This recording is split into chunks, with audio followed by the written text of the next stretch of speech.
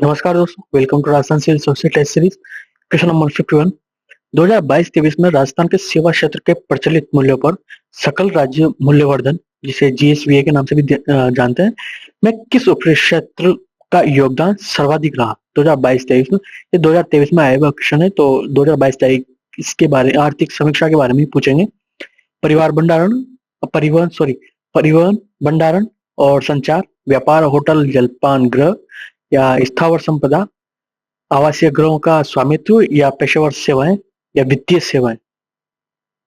कौन सा आंसर सही है? 1, 2, 3, 4, 5। देखिए,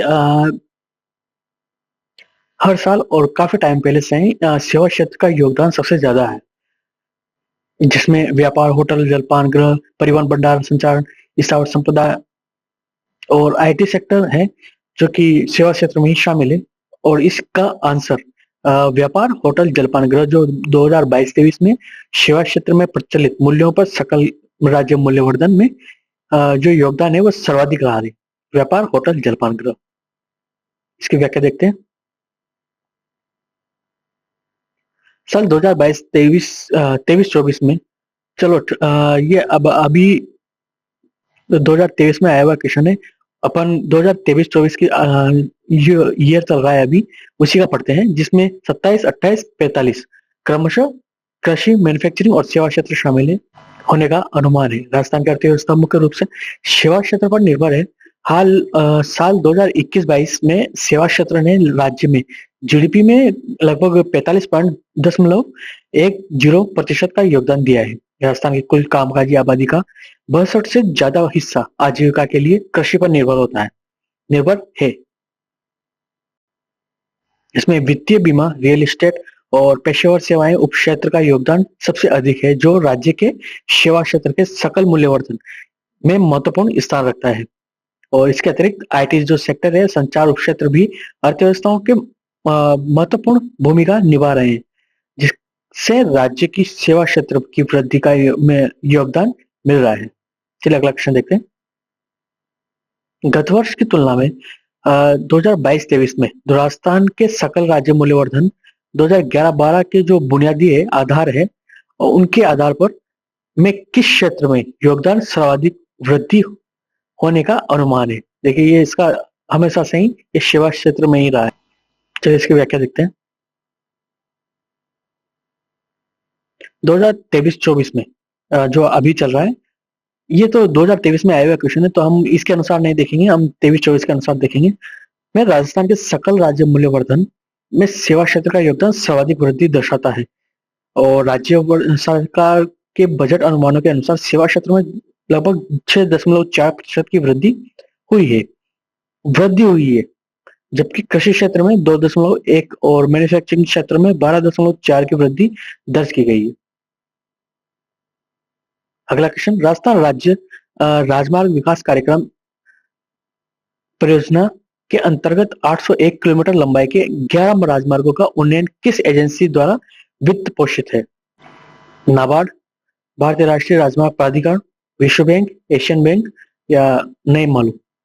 देखिए, इसका सही आंसर ये विश्व बैंक है, जिसके द्वारा यह वित्त पोषित किया गया था। इसकी व्याख्या, 11 राजमार्गों को स्थिति का बेहतर बनाना इसका उद्देश्य था, और ताकि ट्रैफिक का सुगम संचालन हो सके, आर्थिक व्यवस्था को बढ़ावा मिले। आर्थिक विकास को बढ़ावा और सड़क सुरक्षा में सुधार, कृषि और पर्यटन क्षेत्र में फायदा और वित्त पोषण विश्व बैंक द्वारा वित्तीय सहायता दी जा रही है। इसे महत्वपूर्ण और प्रभावी पहल बनाती है। अगला क्वेश्चन, राजस्थान में किस एजेंसी को पीएम कुसुम योजना कंपोर्टमेंट ए और के क्रियान्वयन की जिम्मेदारी दी गई है, जिसमें 0.5 मेगावाट से 2 मेगावाट क्षमता तक के सौर ऊर्जा संयंत्र स्थापित किए जाने हैं? Bureau of energy efficiency, Rajasthan Akshay ऊर्जा निगम लिमिटेड, राजस्थान राज्य विद्युत ऊर्जा निगम लिमिटेड, राजस्थान विद्युत प्रसारण निगम द्वारा, या फिर नहीं मालूम। देखिए, 0.5 मेगावाट से 2 मेगावाट क्षमता तक के सौर ऊर्जा संयंत्रों को स्थापित किए जाने हैं। जो लक्ष्य है किसका है? ये अक्षय का है, अक्षय ऊर्जा निगम लिमिटेड के द्वारा ये किया गया था। चलिए आंसर देखते हैं, पूरी व्याख्या। पीएम कुसुम योजना, जिसके अंतर्गत केंद्र सरकार, राज्य सरकार और स्वयं किसान द्वारा अ, इसको वित्त पोषित किया गया था, जिसमें 40%, 30% और 40%, जिसमें कि 30% केंद्र सरकार द्वारा, 30% राज्य सरकार द्वारा और बाकी 40% में बैंकों द्वारा लोन दिया जाता है। इस प्रकार से बांटा गया था और इसका मुख्य पहल है सौर पंपों की स्थापना करना, सौर ऊर्जा परियोजना को बढ़ावा देना, ऊर्जा की दक्षता को बढ़ाना। अगर आप जैसे कि इसमें ऊर्जा बचे या फिर आप चाहें तो ऊर्जा को बेच भी सकते हैं, बशर्ते आपके पास डॉक्यूमेंट सब कंप्लीट होने चाहिए। कृषि और ग्रामीण विकास द्वारा राजस्थान अक्षय ऊर्जा निगम लिमिटेड, उसके बारे में RRECL के कार्य क्या क्या है? अक्षय ऊर्जा परियोजना का विकास, पीएम कुसुम योजना का क्रियान्वयन, सौर ऊर्जा पार्कों का निर्माण करना जो कि इंडस्ट्रियल एरिया को काफी बिजली प्रोवाइड करवाता है ताकि आर्थिक विकास को बढ़ावा मिले, ऊर्जा दक्षता परियोजना और बिजली आपूर्ति में सुधार करना, नवीनीकरण ऊर्जा उपकरणों की स्थापना करना।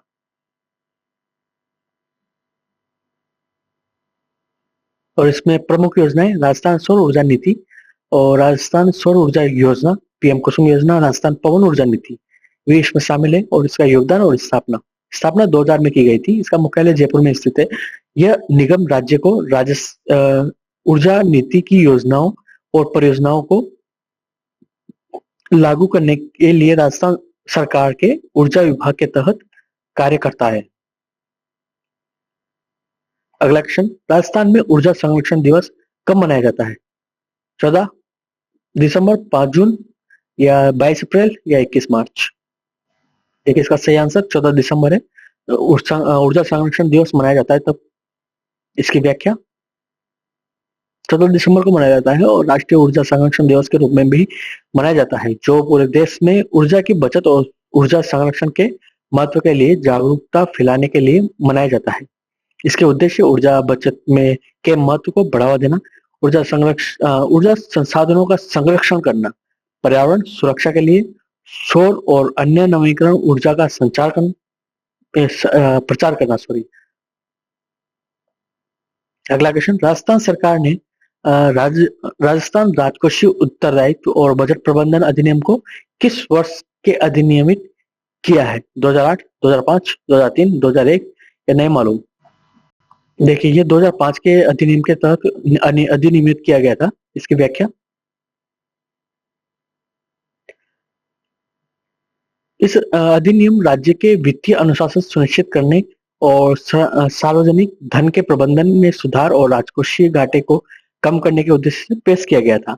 इस अधिनियम के उद्देश्य राजस्व घाटे के प्रगतिशील कमी करना, राजस्व घाटे को कमी करना, राजकोषीय स्थिरता के अनुरूप विवेकपूर्ण ऋण प्रबंधन, सरकार के राजकोषीय संचालन में अधिक पारदर्शिता, मध्यम अवधि के राजकोषीय ढांचे में राजकोषीय नीति का संचालन। इसमें किन किन प्रावधानों को शामिल किया गया है? मध्यकालीन राजकोषीय नीति का विवरण, राजकोषीय नीति व्यक्ति युक्ति विवरण, राजस्व घाटे के राजकोषीय घाटे की सीमा और ऋण प्रबंधन, इनको शामिल किया गया है। अगला क्वेश्चन, निम्न में से किस योजना का मुख्य उद्देश्य गर्भवती व धात्री महिलाओं तथा उनके नन्हे शिशुओं जो कि 0 से 6 माह के अंदर अंदर है के स्वास्थ्य पोषण के संबंधी स्थिति में सुधार करने के लिए गर्भावस्था, सुरक्षित प्रसव और स्तनपान की अवधि के दौरान उपयुक्त पद्धतियों और देखरेख सेवाओं का उपयोग को बढ़ावा देना किस योजना के तहत करती है? 0 से 6 माह, विशेषतः 0 से 6 माह, ना कि 6 माह से अधिक। प्रधानमंत्री मातृ वंदना योजना, इंदिरा गांधी मातृ वंदना योजना, मिशन वात्सल्य योजना, पालनहार योजना। देखिए ये प्रधानमंत्री मातृ वंदना योजना इसका सही आंसर है। प्रधानमंत्री मातृ वंदना योजना के बारे में संपूर्ण जानकारी, यह भारत सरकार की एक प्रमुख योजना है जिसे 2016 में मातृत्व लाभ योजना के रूप में शुरू किया गया था। इस योजना का मुख्य उद्देश्य गर्भवती महिलाओं और स्तनपान कराने वाली माताओं को वित्तीय सहायता प्रदान करना है ताकि स्वास्थ्य और पोषण में सुधार हो सके और उनके बच्चों के विकास को बढ़ावा मिले। प्रधानमंत्री मातृ वंदना योजना के प्रमुख उद्देश्य क्या क्या है? गर्भवती महिलाओं, स्तनपान करने वाली महिलाओं को वित्तीय सहायता प्रदान करना, और शिशु के स्वास्थ्य को बढ़ावा देना, और प्रसव से पहले और बाद में स्वास्थ्य सेवाओं में सुधार। मातृ वंदना योजना के लाभ क्या क्या है? जिसमें 5,000 तक की वित्तीय लाभ दिया जाता है। शेष 1,000 के अलावा, दूसरा लाभ 1,000 के अलावा पोषण और स्वास्थ्य सेवाओं के लिए 2,000 की राशि दी जाती है। और कुल सहायता इस योजना के तहत 6,000 रुपए तक की वित्तीय लाभ मिल सकता है। योजना के लाभार्थी गर्भवती महिला और स्तनपान कराने वाले माताएं, 0 से 6 वर्ष के शिशुओं तक के, और उन महिलाओं के लिए जो पहले बच्चे की उम्मीद कर रहे हैं उनके लिए। और यह योजना केवल उन माताओं के लिए जो केंद्र सरकार के स्वास्थ्य कार्यक्रम के तहत पंजीकृत है। चलिए अगला क्वेश्चन देखते हैं। निम्नलिखित में से कौन सा विकल्प इंदिरा महिला शक्ति शक्ति उड़ान योजना जिसे कहते हैं एक प्रमुख उद्देश्य है? महिला स्वयं सहायता समूहों को सशक्त बनाना, मासिक धर्म और स्वास्थ्य स्वच्छता प्रबंधन के बारे में जागरूकता पैदा करना, महिलाओं को व्यावसायिक प्रशिक्षण देना, बालिकाओं और शिशु शिक्षा की स्थिति में सुधार करना। देखिए, शक्ति उड़ान योजना के तहत मासिक धर्म और स्वास्थ्य के बारे में जागरूकता पैदा करना है। अर्थात इसमें पेड़ वगैरह बांटे जाते हैं और इसकी मासिक धर्म से संबंधित जानकारियां महिलाओं को दी जाती है ताकि बीमारियां ना फैल सके। यह है महिला शक्ति उड़ान योजना, और इसके उद्देश्य क्या है, लाभ क्या क्या है? इसके तहत कौशल विकास को बढ़ावा दिया जाता है, स्वयं रोजगार की सुविधाएं दी जाती है, श्रम बाजार के रोजगार के अवसर पैदा किए जाते हैं, और अवसर इस प्रकार से कि पेड़ बनाए तो मार्केट में किस तरह बेचा जाए, इससे संबंधित अवसर और सहायता और मार्गदर्शन। और लाभार्थी कौन कौन है? महिलाएं, ओनली महिलाएं इसकी लाभार्थी हैं। निम्न में से कौन सी एक नार्कोटिक एनाल्जेसिक औषधि है अर्थात पीड़ाहारी? मॉर्फिन, आर्सेफेनिमोल और फेनिमीन, एस्पिरिन और पैरासीटामोल। नार्कोटिक ड्रग्स जो कि मस्तिष्क पर प्रभावशील तरीके से कार्य करती है। इसमें मॉर्फिन इसका सही आंसर है। मॉर्फिन के बारे में पढ़िए। मॉर्फिन का उपयोग दर्द निवारक, पल्मोनरी एडिमा के बारे में, एनेस्थीसिया, ये गंभीर सर्जरी के दौरान की जाती है। अर्थात जैसे पैर में अगर चोट लग जाए, ऑपरेशन वगैरह, एनेस्थीसिया तब दिया जाता है। ये ये जनरल एनेस्थीसिया है, ना कि लोकल एनेस्थीसिया। लोकल एनेस्थीसिया क्या होता है, किसी पर्टिकुलर जगह पर दिया जाता है जिस वजह से, जैसे कि टांग में सर्जरी करनी है, पैर में सर्जरी करनी है तो पैर में दिया जाता है, तो वो लोकल एनेस्थीसिया कहलाता है। अगर मॉर्फिन देंगे तो पूरे शरीर को सुन्न कर देगा। फिर अपन आंख का करें कि कान का करें, नाक का करें, पैर का करें, ऑपरेशन हृदय का करें, कुछ पता नहीं चलेगा। अगला क्वेश्चन देखते हैं। मॉर्फिन के प्रभाव और इसके साइड इफेक्ट भी बहुत होते हैं। कई मजदूर वर्ग के लोग मॉर्फिन का सेवन करते हैं, जो कि गलत बात है, नहीं करना चाहिए। इसके साइड इफेक्ट किस किस प्रकार से होते हैं पढ़िएगा। निकट दृष्टि दोष जो कि मायोपिया है, और दूरदृष्टि दोष जो कि हाइपर मेट्रोपिया जिसे जानते हैं, को ठीक किया जा सकता है किससे? समतल दर्पण, अवतल दर्पण एवं बेलनीय लेंस द्वारा, उत्तल अवतल द्वारा, अवतल उत्तल द्वारा, क्रमशः क्रमशः है, और अवतल और बेलनीय लेंस द्वारा, या नहीं मालूम। देखिए, इसमें ये अवतल और उत्तल लेंस द्वारा ठीक किया जा सकता है। इसकी व्याख्या देखते हैं। मायोपिया क्या होता है और इसके कारण, लक्षण और इसका इलाज। चश्मा कॉन्टेक्ट लेंस और रेटिना के फोकस पाने में मदद करता है। हाइड्रोमाइपिया क्या होता है? दूरदृष्टि दोष। इसके कारण, लक्षण, इलाज, और लेजर सर्जरी भी इसका इलाज कर सकते हैं। इनका इलाज।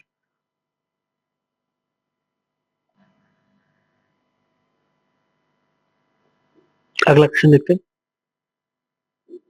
निम्न में से कौन सी योजना ग्रामीण क्षेत्रों को सामाजिक, आर्थिक और भौतिक रूप से टिकाऊ क्षेत्र बनाने का प्रयास करती है? श्यामा प्रसाद मुखर्जी रूरल मिशन योजना, महात्मा गांधी जनभागीदारी विकास योजना, डांग क्षेत्र विकास कार्यक्रम, क्योंकि मरुस्थल टाइप होते हैं जहाँ पत्थर बीहड़ टाइप होते हैं, सांसद आदर्श ग्राम योजना। कौन सा सही है? 1, 2, 3, 4 या नहीं मालूम? देखिए श्यामा प्रसाद मुखर्जी रूरल और अर्बन दोनों शामिल है इसमें। मिशन योजना के तहत ये टिकाऊ क्षेत्र बनाने का प्रयास करती है। ये इसका सही आंसर है। श्याम प्रसाद मुखर्जी योजना आखिर है क्या और उसके मिशन के उद्देश्य क्या है? ग्रामीण क्षेत्रों का आधुनिकीकरण, बुनियादी ढांचा तैयार करना और आर्थिक विकास के सृजन करना, स्वास्थ्य और शिक्षा सेवाओं में सुधार करना। और इनकी कार्यप्रणाली कुछ इस प्रकार। केंद्र सरकार और राज्य सरकार के सहयोग से कार्यान्वयन को बढ़ावा देना, विकसित कनेक्टिविटी और डिजिटलाइजेशन को बढ़ावा देना, मुख्य पहल आधुनिक बुनियादी ढांचा तैयार करना, कृषि आधारित उद्यमिता को बढ़ावा देना, सामाजिक और आर्थिक समावेशन और चयनित क्षेत्र जो कि ग्रामीण और रूरल अर्बन क्लस्टर कहा जाता है। रूरल अर्बन क्षेत्रों में लाभ, सामाजिक कल्याण, आर्थिक समृद्धि और सामाजिक समावेशन इसमें शामिल है। Thank you.